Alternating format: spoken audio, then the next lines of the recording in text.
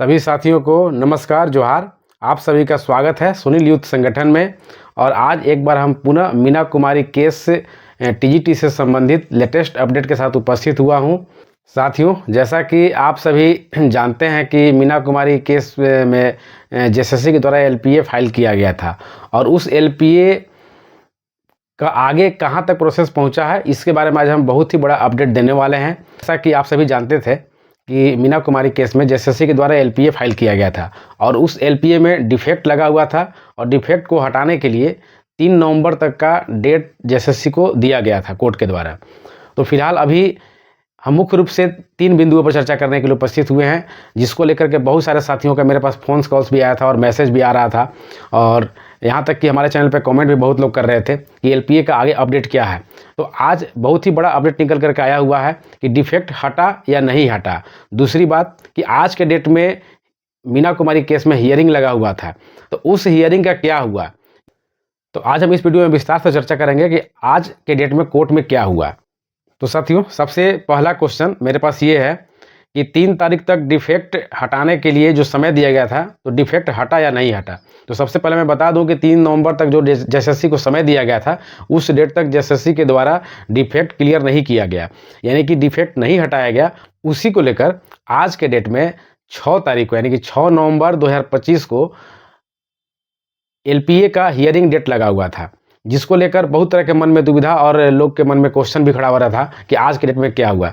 तो साथियों, मैं ये बता दूं कि ये जो स्क्रीन पर आप देख सकते हैं, यहाँ पे स्क्रीन पे मैं लगा दे रहा हूँ कि जो 6 तारीख को आज हियरिंग का डेट जो वहाँ पे दिख रहा है, वो कोई सुनवाई के लिए, कोई बहस के लिए हियरिंग का डेट नहीं लगा हुआ है। इसको स्पष्ट रूप से आप लोग ध्यान से सुनिएगा, क्योंकि यहीं पर सबसे बड़ा दुविधा वाला क्वेश्चन था कि आज कोर्ट में क्या हुआ क्या नहीं हुआ। तो वह हियरिंग का डेट नहीं था। आप यहाँ स्क्रीन में यहाँ देख सकते हैं, उसको पढ़िएगा कि सप्लीमेंट्री कॉज लिस्ट जो भी आया था उसमें कोर्ट नंबर 0 में ये केस लगा हुआ था। कोर्ट नंबर 0 का मतलब लावाजिमा के पास केस लगा हुआ था, यानी कि रजिस्ट्रार के पास, जिसको फर्स्ट रजिस्ट्रार बोल सकते हैं, जिसको कि वहाँ पर डिफेक्ट हटाने के लिए केस लगा हुआ था। जैसे कि 3 तारीख तक डिफेक्ट हटाने का जो समय सीमा दिया गया था, उसमें सरकार या जेएसएससी के द्वारा डिफेक्ट नहीं हटाया गया, तो उसको लेकर के फिर से आज 6 तारीख को कोर्ट ने समय दिया था कि आप उसको डिफेक्ट को हटा लीजिए। लेकिन उस डिफेक्ट को हटाने के लिए जो लावाजिमा यानी कि रजिस्ट्रार, फर्स्ट रजिस्ट्रार के पास जो केस लगा था, उसी को वहाँ पे शो कर रहा था हियरिंग का डेट, यानी कि कोई बहस का सुनवाई का डेट आज नहीं था। इसलिए इसमें ज़्यादा चिंता करने की बात नहीं है कि आज के डेट में क्या हुआ। फाइनली अभी तक का अपडेट मीना कुमारी केस में एलपीए में यही है कि जो आज के डेट में जो हियरिंग लगा था, यानी कि डिफेक्ट हटाने के लिए, वो डिफेक्ट अभी भी नहीं हटाया गया है और उसके लिए लगभग 2 से 3 सप्ताह का समय आगे और दे दिया गया है। और अगर इसमें भी डिफेक्ट 2 से 3 सप्ताह के अंदर अगर जेएसएससी के द्वारा नहीं हटाया जाता है, तो फिर से इसको रजिस्ट्रार 2 के पास लगाया जाएगा, यानी कि वहाँ भी डिफेक्ट हटाने के लिए बोला जाएगा।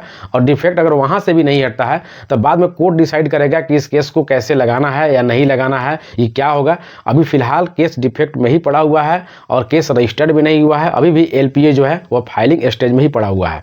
और साथियों, एक बार पुनः हम आप सभी से आग्रह करेंगे कि अभी भी बहुत लोग आईए फाइल करने के लिए प्रेशर बनाए हुए हैं, लेकिन आप सभी कोई भी कैंडिडेट आइए फाइल न करें, क्योंकि जेएसएससी के द्वारा सभी को पार्टी बनाया जाएगा धीरे धीरे करके। अभी फिलहाल लगभग 25 से 30 केस को पार्टी बना चुका है।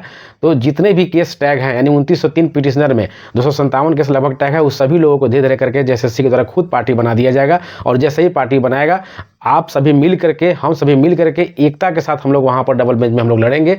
और जैसे सिंगल बेंच से हम लोग केस को जीत हासिल किए हैं, वैसे हम लोग डबल बेंच में भी सरकार को पटकनी देंगे, यानी वहाँ भी हम लोग कानूनी तरीका से अच्छे एडवोकेट रख करके और उसको हम लोग अपने पक्ष में करने का पूरा प्रयास करेंगे।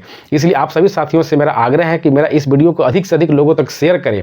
उससे क्या होगा कि सभी लोग, अधिक से अधिक लोग अगर एक साथ जुड़ करके हम लोग रहेंगे, तो एकता में ही बल होता है साथियों। और एक साथ एक प्लेटफॉर्म पर आकर के लड़ेंगे तो सरकार की हर चाल को हम लोग नाकाम कर लेंगे।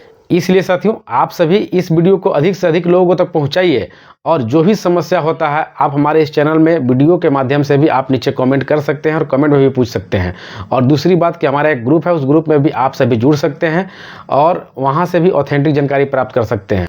तो चलिए साथियों, आज के लिए बस इतना ही। जैसे अभी तक हम लोग 3-4 साल से धैर्य बना करके और कोर्ट में मतलब अपना हक अधिकार के लिए जो लड़ाई जारी रखे हैं, उसी प्रकार से कुछ दिन और धैर्य बना करके रखिए। हम लोग 100% जीतेंगे और हम लोगों की नियुक्ति भी होगी। तो आप सभी लोग एकजुटता के साथ हमारे इस चैनल के साथ बने रहें और हमारे ग्रुप में भी आप लोग सभी जुड़ सकते हैं। बस आज यही एक छोटा सा अपडेट था। फिर मिलते हैं अगले नेक्स्ट वीडियो में। तब तक के लिए धन्यवाद।